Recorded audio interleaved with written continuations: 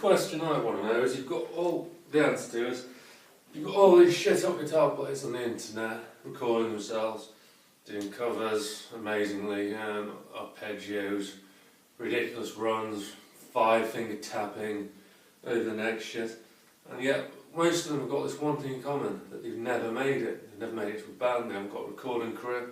So why is that? They've just got no actual music creativity?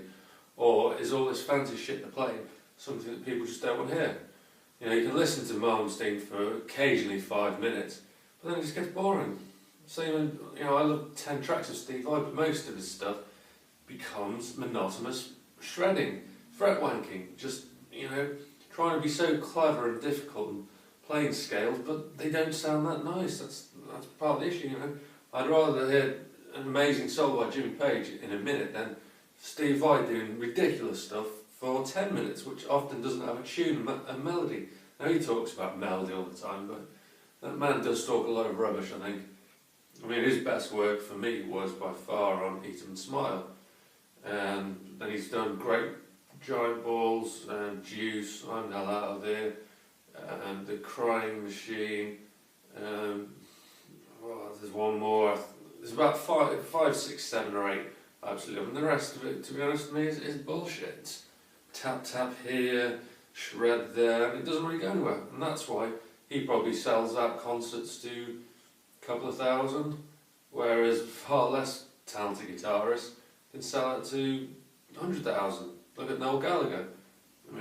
Oasis, when they get back together, they'll be selling out arena after arena after arena. If Stevie Ray Vaughan's alive now, he'd be doing the same, and he hasn't got half of the technique that Steve has, but seems to have more heart and passion.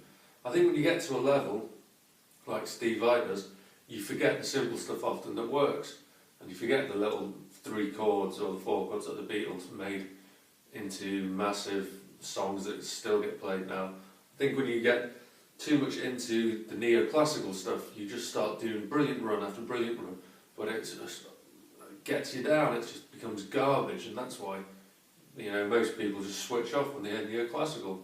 I do love a few of the A minor runs, but you can spend far too long and get lost in that neoclassical world and end up, after 15, 20 years of playing that, just sounding dated and sounding the same every time you pick up a guitar. Blues is the best. Master the blues and then do a bit of metal, and that's what I say. Give me some abuse anyway, you fuckers.